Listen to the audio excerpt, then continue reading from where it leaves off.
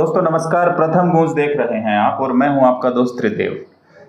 हमारे साथ एक हस्ती बैठी है और किसी परिचय की मोहताज नहीं है। मैं समझ नहीं पा रहा कि मैं परिचय इनका कैसे करवाऊं। एक पुलिस इंस्पेक्टर है, लेकिन मैं इनको पुलिस इंस्पेक्टर की वर्दी में अगर जीता जागता फरिश्ता कहूं तो शायद गलत नहीं होगा। और बीते दिनों इनको एक सम्मान मिला है, पुलिस का एक उच्च सम्मान, उच्चतम क्वालिटी के लिए इनको वो सम्मान मिला है, उत्तम सेवा पदक। तो उससे सम्मानित हुए हैं और उससे सम्मानित होने के बाद इनको गांव की पंचायत की तरफ से सम्मानित किया गया। गर्मजोशी से इनका स्वागत हुआ, पलकों पे इनको बैठाया गया।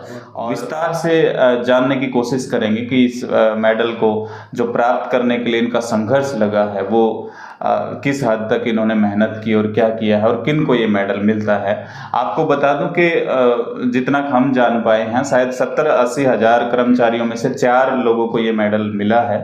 तो बाकी जो जानकारी है वो रामकुमार ढुल जी से लेते हैं, हमारे साथ मौजूद हैं। नमस्कार जी।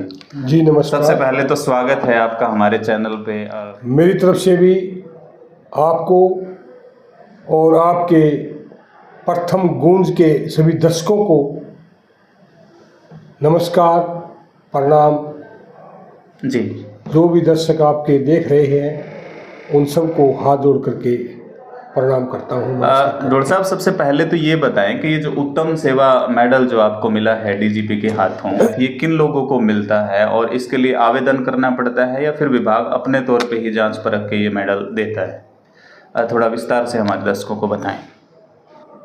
हरियाणा सरकार ने जी एक निर्णय लिया था और 3 प्रकार के मेडल 1 नवंबर को देने की घोषणा की थी, जी, जिनमें से पहला जो अवार्ड है वो ब्रेवरी के लिए था। जी, बहादुरी के लिए। जी, और जिसको उसके लिए 1.5 लाख रुपए कैश अवार्ड और 6 माह की एक्सटेंशन जी, सर्विस में। जी, जी, और उसको सम्मानित करने वाला माननीय मुख्यमंत्री जी होंगे। जी, और दूसरा था अच्छी तफ्तीश के संबंध में, अनुसंधान करता अच्छा हो। जी, जी, उसके लिए 1 लाख रुपए कैश अवार्ड, जी, सर्टिफिकेट, उत्तम सेवा मेडल, और उसको सम्मानित करेंगे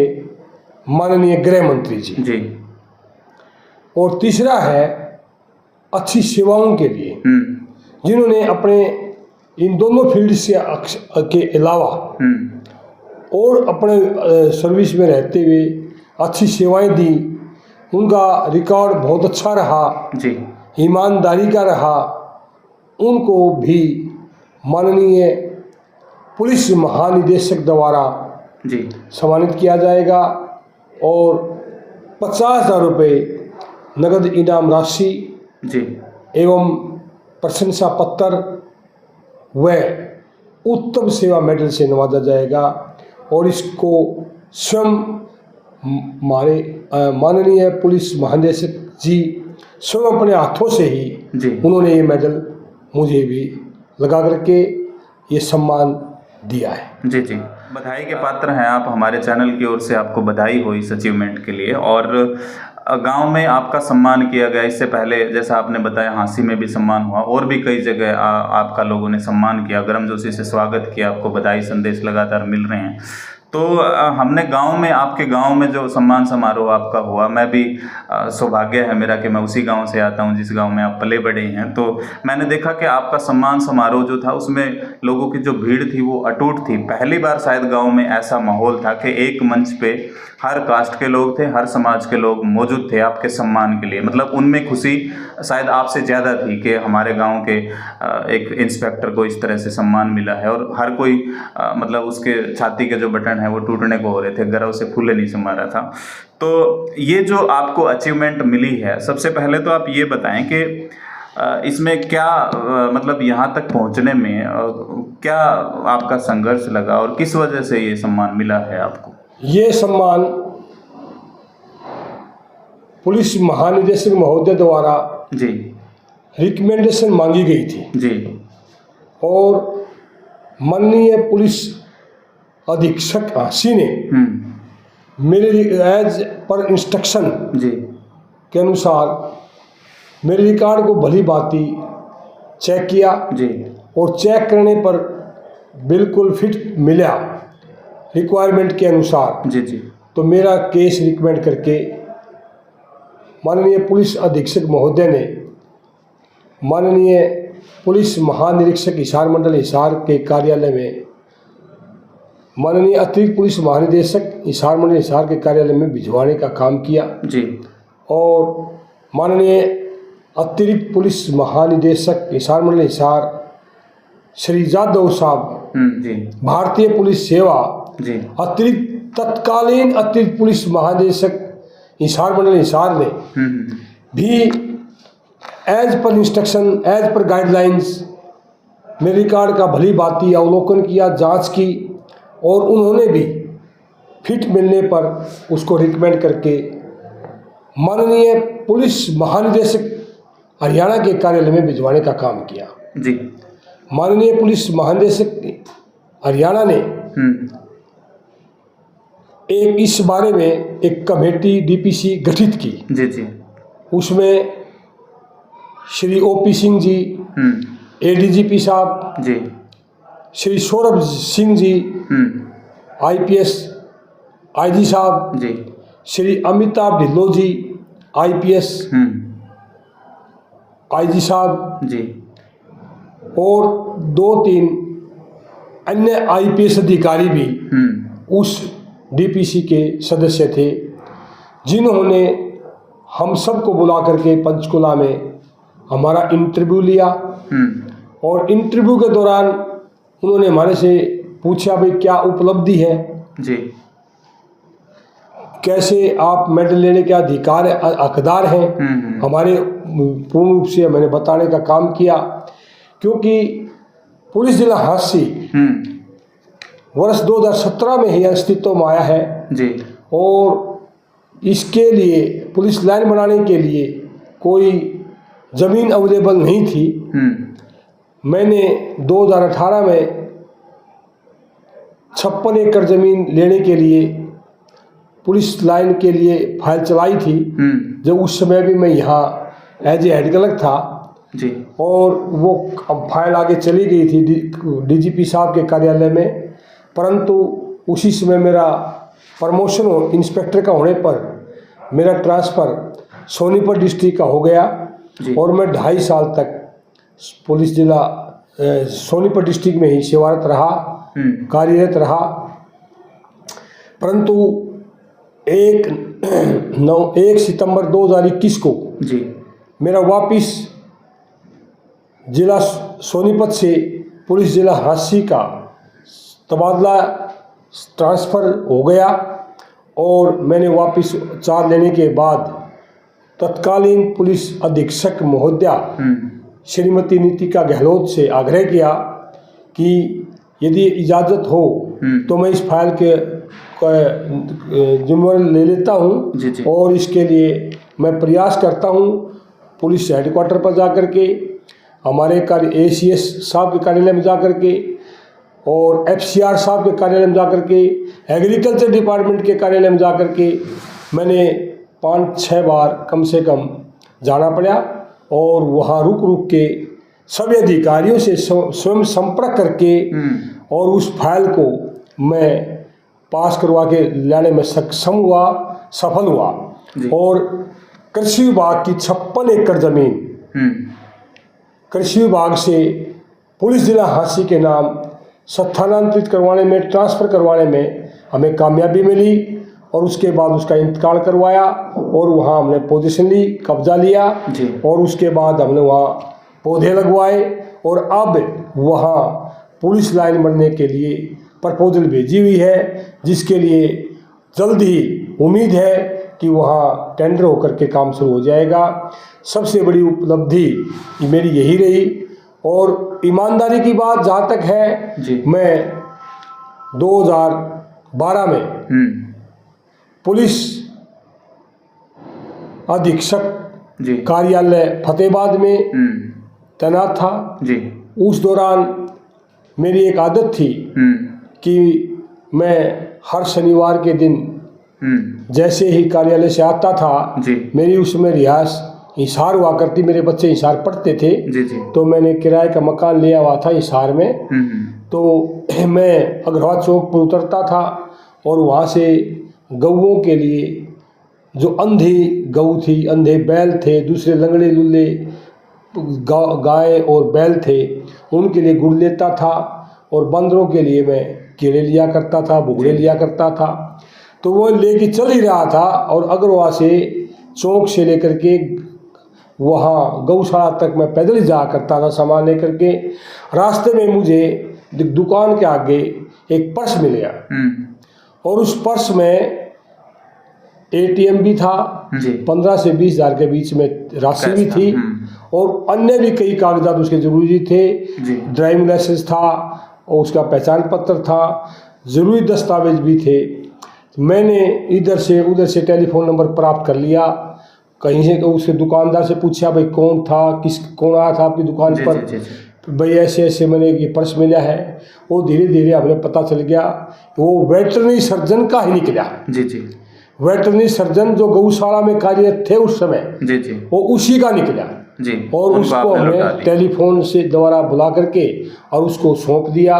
उसने मेरा बहुत धन्यवाद किया और हमारे माननीय उस टाइम के पुलिस अधीक्षक महोदय श्री विकास धनखड़ जी थे, उनको भी बताया, उन्होंने मेरा सर्टिफिकेट दिया मेरे को और अखबारों में भी बात आई, लोगों ने बड़ा सराहा इस बात के लिए। जी खैर वो चर्चा तो आप अपने मुंह से बता रहे हैं, लेकिन हमने अपनी आंखों से देखा, कल की ही बात है, आपके गांव में जो प्रोग्राम हो रहा था उसमें एक तो आपने बताया कि आपने अनाउंस किया बकायदा भरी सभा में, आपने ये चीज़ बोली कि 50,000 रुपये मुझे जो पुरस्कार के तौर पे सरकार की ओर से मिले हैं, विभाग की ओर से मिले हैं, वो मैं गाँव को समर्पित कर रहा हूँ। और जो सम्मान कुछ पैसे मेरे और आप जैसे लोगों ने आपको सम्मान के तौर पर दिए, वो भी आपने वापस गाँव को ही समर्पित कर दिए, ग्रामीणों को ही समर्पित कर दिए। तो इस तरह की जो भावना है, एक तो कलयुग का दौर है आज, मतलब पैसे के लिए लोग एक दूसरे को मार तक भी रहे हैं, ऐसी ईमानदारी की जो भावना है, इसके पीछे सीक्रेट क्या है? आप आदर्श किसको मानते हैं? ये प्रेरणा कहाँ से मिलती है आपको? मेरे पूजनीय जी स्वर्गीय पिताजी जी एक छोटे से किसान, परंतु बहुत ही मेहनती थे। जी। गांव में हर व्यक्ति के साथ सद्भावना से, नम्रता से बात करना, किसी का भी हक नहीं मारना जी, और मेहनत करके खाना उनका एक ध्येय था, मकसद था। तो मेरे परम पूजनीय पिताश्री ने मेरे को यही संदेश दिया था, बेटा नौकरी पर जा रहा है कि बेईमानी ना करना और अपनी ड्यूटी को एक अच्छी सेवा समझ करके निभाना। जी जी। किसी के साथ ठगी, बेईमानी, भ्रष्टाचारी और ये धोखाधड़ी या किसी को धमकाना, ऐसी बातें नहीं करना। तो मैं उनके संस्कारों पर चलता हुआ, उनके दिए गए मार्गदर्शन पर चलता हुआ आगे बढ़ता रहा। और उसी दौरान 2003 में मेरे को किसी ने बताया कि डेरा सच्चा सौदा सिरसा है, वहाँ के जो पूजनीय हजूर महाराज हैं, वो बड़े ही अच्छी शिक्षा देते हैं। मेरे अंदर लगन हुई और मैं भी 25 जनवरी 2003 को हमारे पूजनीय हजूर महाराज डॉक्टर गुरमीत राम रहीम सिंह जी इंसा के वहाँ दरबार में पहुँचा। उन्होंने मुझे भी गुरुमंत्र दिया और गुरुमंत्र पर सिखाया कि 3 जो वचन होते हैं उनके बारे में बताया भी, इनसे परहेज रखना है। और उसके बाद तो फिर बहुत सी नियमों के बारे में बताया गया, भाई पौधारोपण करना है, खूनदान करना है, भाई रिश्वत नहीं लेनी है, भाई शरीर दान करना है। तो मैंने ये सारी चीज़ें अडोप्ट की। मैं कभी भी रिश्वत नहीं ली और पौधारोपण भी किया। हर साल करते हैं 15 अगस्त के दिन। और मैंने कम से कम भी 12-13 बार ब्लड डोनेट भी किया, डेरे में भी किया और बाहर भी किया। सफाई अभियानों में भी मैं गया। मैं पूर्ण रूप से डेरे का जो थे नियम, उनकी पालना पर खरे उतरने का काम किया और आज भी मैं उनके नियमों की पालना कर रहा हूँ। तो दोस्तों सीधे तौर पे मैं आपको बता दूं कि मैंने पहले एक शब्द यूज किया था कि मेरे साथ जो शख्स बैठे हैं उनको अगर मैं जीता जागता फरिश्ता कहूं तो शायद गलत नहीं होगा। उसकी वजह यही थी कि इन्होंने इतनी बार ब्लड डोनेट किया है और रेगुलर जो समाज सेवा के काम है उनमें एक्टिव रहते हैं, हमेशा प्रयासरत रहते हैं इनकी तरफ से किसी की ज़िंदगी बच जाए, किसी के काम आ सके, किसी के चेहरे पे स्माइल आ सके इनकी वजह से। तो ऐसे कामों में हमेशा अग्रणी रहते हैं और यही वजह थी कि इनको फरिश्ता कहा जाता है और जो इनका विभाग है वो इनको ईमानदार पुलिस इंस्पेक्टर के तौर पे देखता है, बुलाता है बाकायदा। एक और सवाल मेरे माइंड में है कि हम आमतौर पे देखते हैं कहीं जाते हैं, कोई दुर्घटना हो जाती है तो ज़्यादातर लोग तो क्या करते हैं, वीडियो बनाने में व्यस्त होते हैं क्योंकि कलयुग का दौर है, इंसानियत ख़त्म होती जा रही है। उसके अलावा कुछ एक लोग होते हैं जिनमें हेल्प करने की मनसा रहती है, वो चाहते हैं कि हम हेल्प करें, लेकिन उनके दिमाग में ना एक डर होता है कि यार पुलिस कहीं हमें ही ना फंसा दे, हमारा ही नाम ना आ जाए। तो ऐसे लोगों को क्या कहेंगे आप? एक्चुअल में कानून क्या है? नहीं, ये जो आपकी बात कहा, मेरे लोगों को भय लगता है कि मैं इसको उठा के ले जाऊंगा हॉस्पिटल में तो या मुझे ही ना दोषी बना दे पुलिस। ये पहले ही धारणा थी, परंतु अब नियमों में पूर्ण रूप से बदलाव कर दिया गया है। ना ही तो उसमें क्योंकि गवाही देने के लिए जरूरत है, ना गवाह बनाया जाता है। ऐसा कर्म जो भी इंसान करता है वो एक बहुत बड़ी मानवता है, बहुत बड़ी दयालुता है। मरते इंसान को जो बचा दे, इससे बड़ा पुण्य कोई नहीं हो सकता। तो मेरा तो यही कहना है इस संबंध में, भाई किसी को भी रोड पर जाते हुए अन्य कोई भी दुर्घटना होती दिखाई दे, चाहे उससे पशु मर रहा है, चाहे उससे इंसान मर रहा है, तो हमें तुरंत अपने सभी जरूरी कार्यों को छोड़ करके, कोई भी जरूरी कार्य हो, सबसे जरूरी कार्य केवल हमने उस इंसान को या उस पशु को बचाने की है। हमने कोई भी साधन करके तुरंत उसका उपचार करवाना चाहिए, तुरंत उसको अस्पताल भेजना चाहिए। इससे किसी को कोई परेशानी होने वाली नहीं है, बल्कि परमात्मा ही उसका भला करता है क्योंकि उसे मानवता दिखाई है और किसी की जिंदगी को बचाया है। तो राम कुमार जी ने बताया। और आपको इस तरह का कोई इंसिडेंट मिलता है, कोई तड़फता हुआ अगर रोड पे मिलता है, कोई ताज़ा एक्सीडेंट हुआ है, तो उसको आप बेझिझक बेखौफ होकर आप हॉस्पिटल में पहुंचाइए। जो कुछ आपसे बन पड़ता है उसकी जान बचाने के लिए वो आप ज़रूर कीजिए। एक लास्ट सवाल मैं ले लेता हूँ, और क्या होता है, ये थोड़ा तीखा सवाल है। आपके डिपार्टमेंट के ही लोग ज़्यादातर वर्दी की धौंस दिखाते हुए हम आमतौर पे देखते हैं कि कहीं जूस पी लिया उसके 20 रुपये नहीं देने, कहीं पॉलिश करवा ली उसके पैसे नहीं देने, दुखी लोग आपके पास आते हैं उनको ही और ऊपर से लूट लेना, रिश्वत लेना।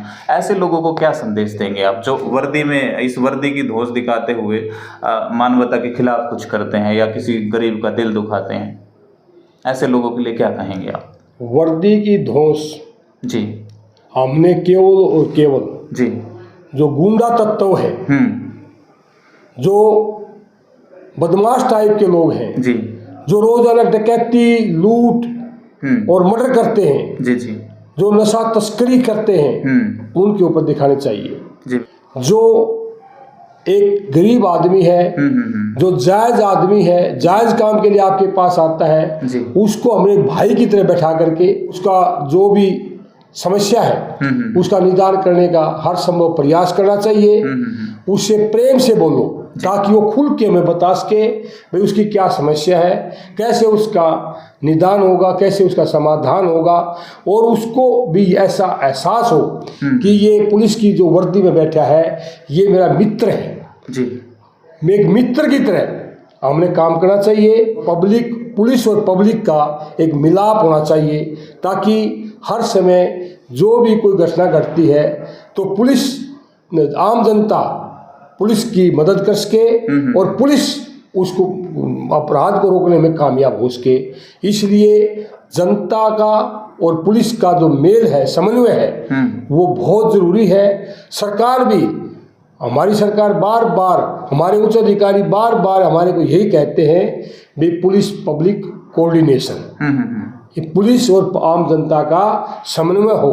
किसी भी आदमी को, गरीब को, अमीर को, चाहे कोई भी है, हमने अपने कानून के दायरे में रह करके ही उससे बात करनी चाहिए, कानून के दायरे में रह करके ही उससे व्यवहार करनी चाहिए। मैं तो 36 साल की नौकरी पूरी हो चुकी है, मैंने तो इसको एक पुलिस विभाग में रहते हुए बहुत बड़ी सेवा समझा है। इस पुलिस में रह करके ही आदमी हर प्रकार की सेवा, हर प्रकार के इंसान की सेवा, हर प्रकार के दुखिया की सेवा कर सकता है। अन्य किसी भी भाग में ऐसा करना संभव नहीं है। जो हमारे दर्शक आपको देख रहे हैं उनके लिए आप क्या कहेंगे? आपके गांव के जो लोग आपको देख रहे हैं, जो युवा पीढ़ी आपको देख रही है, उनके लिए क्या संदेश देंगे आप? अपनी युवा पीढ़ी को यही संदेश देना चाहता हूँ कि वो पढ़ाई में और पढ़ाई के साथ साथ खेलों में पूर्ण रूप से रुचि लेकर के कार्य करें जी।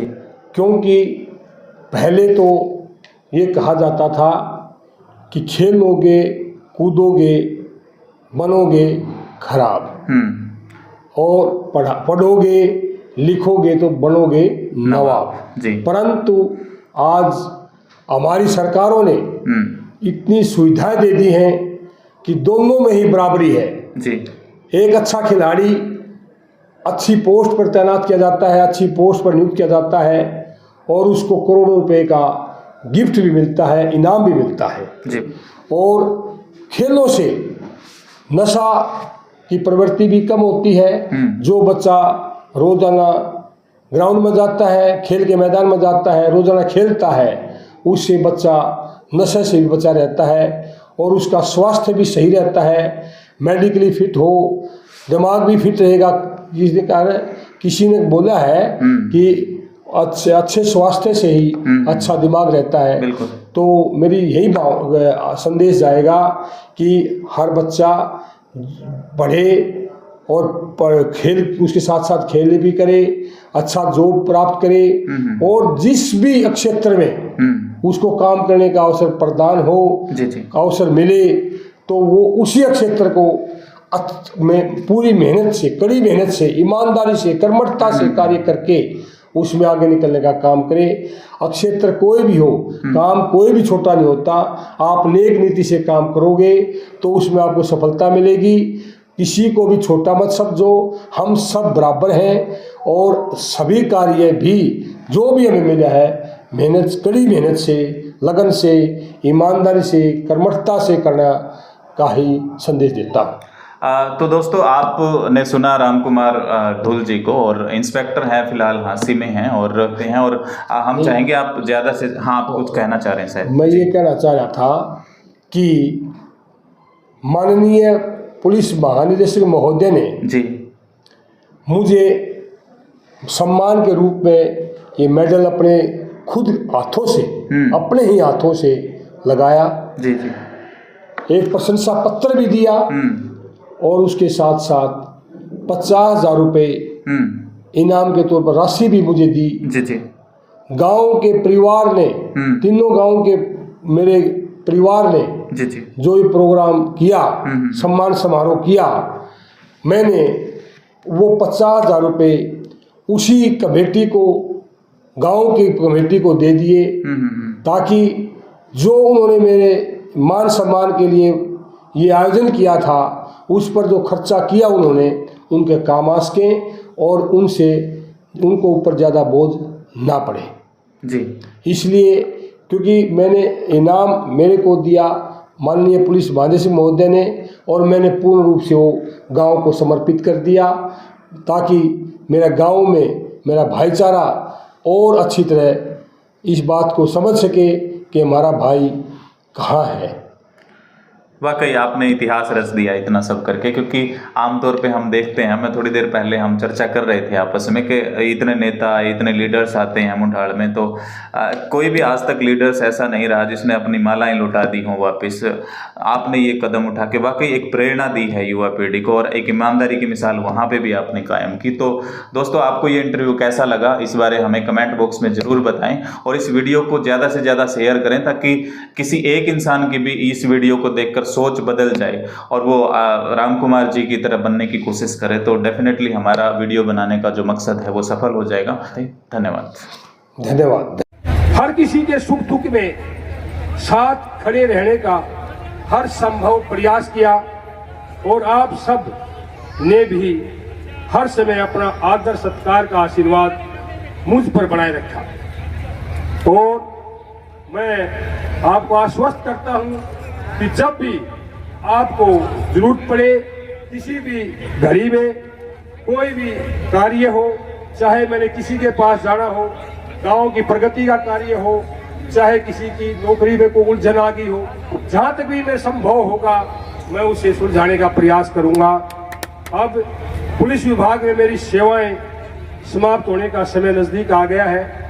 केवल मात्र 4 महीने बकाया है। 31 जुलाई को मेरी रिटायरमेंट है और 1 साल की नौकरी तो मिल सकती, चाहे मैं भी करना चाहूँगा, लेकिन वो अभी मैं पूरा निश्चय नहीं कर पाया।